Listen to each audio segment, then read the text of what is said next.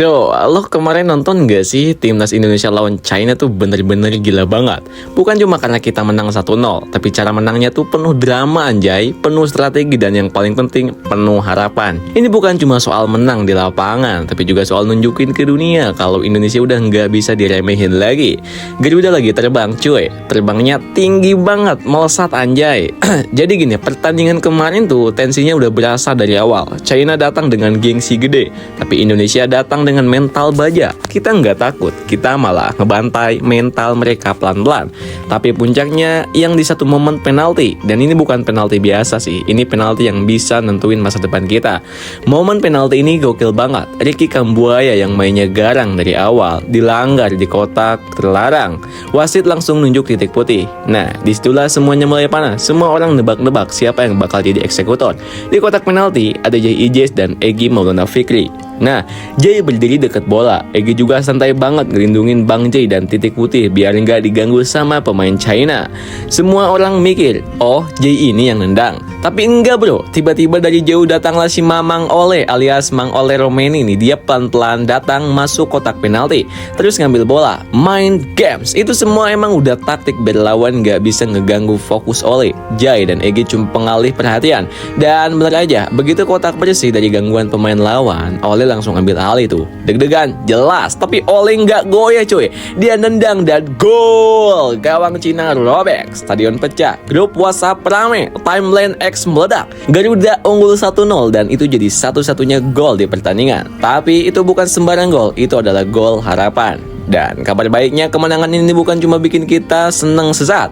Ini membawa kita ke hal yang lebih gede. Resmi cuy, Indonesia lolos ke babak keempat kualifikasi Piala Dunia 2026 zona Asia. Ini baru sejarah, ini bukan mimpi. Ini beneran kejadian bro.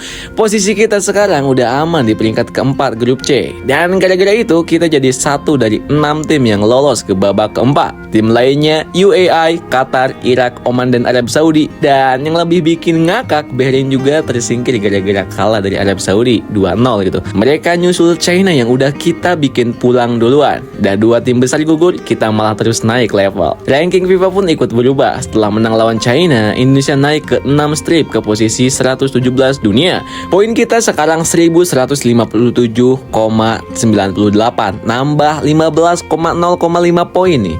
Nambah 15,05 poin nih. Sementara China malah turun ke 4 peringkat. Poin mereka dikurangin 15,5. Pelan-pelan tapi pasti kita menuju 100 besar dunia. Sabar, waktunya bakal datang. Yang penting konsisten dan terus naik gitu. Dan euforia ini nggak berhenti di lapangan. Besok paginya skuad timnas dapat undangan makan siang bareng Presiden Prabowo di rumah beliau di Kartanegara. Wah, vibes-nya tuh kayak ketemu orang tua habis menang lomba sekolah. Dan sekarang waktunya kita fokus ke babak keempat. Formatnya udah jelas, 6 tim bakal dibagi ke 2 grup, masing-masing isi 3 tim. Mainnya 1 kali lawan 2 tim lain. Venue-nya dipusatkan di negara yang punya performa terbaik di ronde sebelumnya. Kemungkinan besar sih Qatar atau Arab Saudi yang jadi juara grup langsung lolos ke Piala Dunia 2026. Sedangkan runner-up bakal saling adu nasib di ronde kelima. Intinya setiap pertandingan ke depan tuh kayak final ya. Jadwalnya udah fix juga. Kita bakal main antara 8 sampai 14 Oktober 2025. Masih ada waktu buat persiapan, tapi nggak boleh leha-leha. Lawan kita nanti udah pasti berat. Tapi sekarang mental anak-anak Garuda udah beda. Udah ngerasain menang lawan tim besar. Udah tahu rasanya bawa negara ke level internasional. Yang dulunya nonton bola sambil marah-marah, sekarang nonton sambil bangga. Yang biasanya nyinyir, sekarang mulai percaya. Yang dulunya bilang ngimpi ke Piala Dunia, sekarang malah ikut-ikutan bikin skenario siapa lawan kita di fase grup. Kocak emang.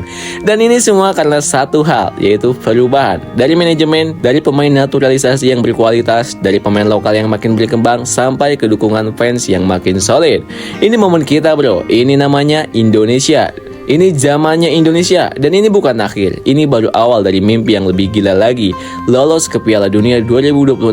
Dulu cuma jadi wacana, sekarang udah kelihatan jalannya, udah di depan mata gitu. Buat lo yang udah ngikutin perjuangan timnas dari zaman cuma bisa nahan imbang Timor Leste sampai sekarang bisa ngebantai China, ini kemenangan lo juga bro. Buat lo yang teriak tiap kali Marcelino dribble, buat lo yang maki-maki lawan di TV, buat lo yang rela begadang demi 90 menit yang penuh darah dan keringat, ini buat kita semua bro. Garuda lagi terbang, nggak sendirian, kita semua ikut naik bareng sayapnya. So jangan turun dulu, karena ini baru pemanasan. Kita belum selesai, kita belum puas, kita masih lapar bro. Dan kali ini kita serius mau ke Piala Dunia.